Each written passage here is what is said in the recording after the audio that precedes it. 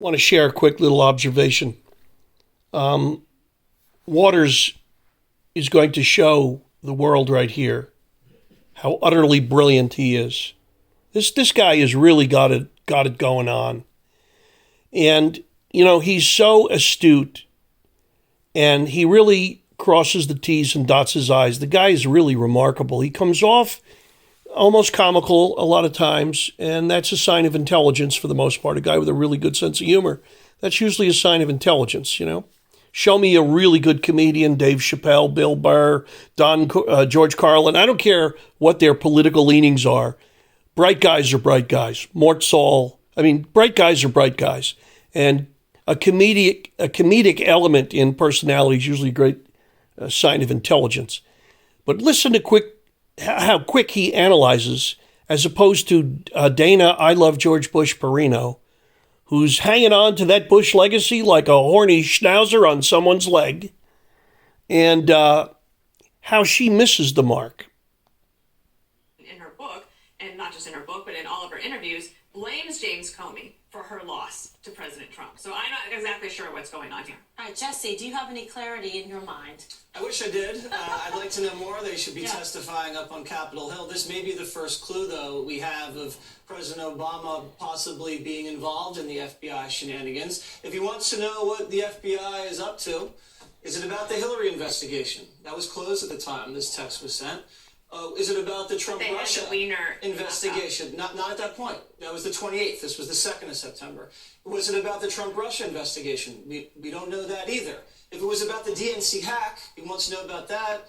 They never even got the DNC server from the Democrats. They never handed it over, so that's suspicious. Didn't even answer the calls. Never even answered the calls. Obama says, he doesn't comment on pending investigations. He commented on the Hillary investigation on camera. He said that it never jeopardized national security. Actually, Comey then contradicted himself and said it did jeopardize national security. He weighed in on the IRS probe when that was pending. Said it was, just a few hooligans in the Cincinnati office. You know what? It was more than that, because Lois Lerner took the fifth. You have also text messages saying we have to focus on the task at hand. What are these anti-Trump FBI agents talking about? What's the task at hand? If they're so terrified about the election of President Trump, does it have anything to do with the insurance policy that they hatched in the Department of Justice's office? I'd like to know about that. That's why they should testify. They're also talking about a phone they have where they're talking about Hillary Clinton's investigation that we can't talk on this phone. Where'd that phone go? I'd like to see that phone. Maybe they'd smash it with a hammer like Hillary. They're Trump haters and they're snobs because they referred to Republican voters in Virginia as ignorant hillbillies. And they're also Comey loyalists and they love him to death. We've seen those texts. And they hate congressional oversight. They were besmirching the Republican Congress. There's also a wide gap, too, which was very interesting. So on the 28th of September, 2016, they discovered these Huma and Hillary emails on Weiner's laptop. A whole month passed before Comey comes out, and he says he was just briefed on the new emails they discovered. What happened in that month? I'd like to know that. People suspect McCabe, who was ushered out by Christopher Wray, may have something to do with delaying that. We're going to find out sooner or later. But the bottom line is that it's clear now that these Trump-hating FBI agents were on an anti-Trump mission, and President Obama may be involved. May? That's really funny. He actually was involved. And, by his own words, this weasel rat that can't open his yap without lying. He's a liar. He's a criminal and a liar. The old philosophy, if your philosophy are lies, your acts are criminal. He's a criminal. Attorney General about pending investigations. I do not talk to FBI directors about pending investigations. We have a strict line and always have maintained it, previous presidents. Just to button this up. I guarantee it. He guarantees it. I guarantee that there is no political influence in any investigation conducted by the Justice Department or the FBI, not just in this case, but in any case. And she will be full stop. Period. You're a liar. Full stop. Dana. Period. So Full stop, period. So there you go. The man he's as bad a liar as any politician I've ever read about or heard about. Obama is evil incarnate in everything he did. He weaponized the IRS. He weaponized those little dirtbags in the FBI. So people out there, remember this. If you see something, say nothing. Never cooperate with those scumbags. If they ever call you about a crime or anything, you don't know nothing. You are Sergeant Schultz. They are your enemy. Don't talk to cops about anything, anytime, is the best advice a lawyer will give you. Don't talk to them, okay? Because this country has shifted, and these police no longer believe they protect and serve you.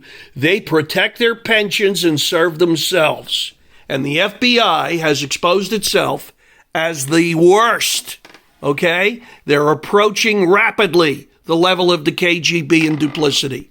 And I, as a conservative Christian American, want nothing to do with them. They should be disbanded. The FBI, if I had my way, would be done away with. The IRS, done away with. We need new agencies with completely new blood. We have to have a purge on the level of what Stalin did with these mothers, because they're that bad. And when they're not evil, they're inept. And they have fully exposed to the world their duplicity. And a weasel like Obama played them like a fiddle. Lois Lerner in the IRS, Schulman, you two scumballs. You think you got away with this? You didn't get away with anything. Hell's coming. Hell is coming. And the same with all you rats in the FBI. And this Ray guy, this little chubby hermaphrodite who sits there and acts like he doesn't know and that we don't know he's working full time to keep this crap covered up. Okay? And Obama should be in jail. Hillary Clinton should be in jail. And with all due respect to Rush Limbaugh and all the equivocators out there, you can't go after an ex-president. What is he, a king? Do we live by the rule of law? Did we have a constitution saying that that's the law? So anyone who says we can't go after them, you're complicit. You're part of the problem. And it isn't because you're being apathetic or logical or you're trying to evoke some sense of reason. Because if we do it to him, they'll do it to someone else. Good. You break the law, you should burn. And when you have a job as the number one law person in the country, even more so. I've asked people for many years a rhetorical question. What's worse, a garbage man molesting your child, or a priest, or a teacher, or a policeman?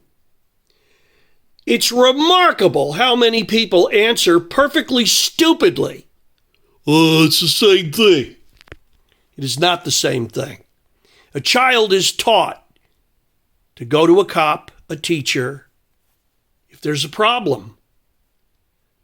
He's not taught to run to a garbage man or a shoe salesman or some other stranger on the street.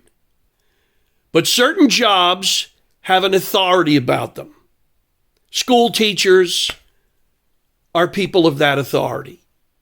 Policemen are people of that authority. There's a public trust. And so the crime, like a priest, that's a public trust, which is why I always say if I knew of a priest that molested a child of mine, he'd be crucified upside down. Because that is about as egregious as it can get. It's not the same as the garbage man. The garbage man may have a mental infirmity. He may have something wrong with him. But it's on you, parents, if you didn't teach your kid not to run to the garbage man, unless you know him. So, and by the way, a lot of bad school teachers, cops, and a lot of bad priests. So if I had kids, I'd tell them, don't trust anyone. Got a problem, get me on the phone. But that's just me.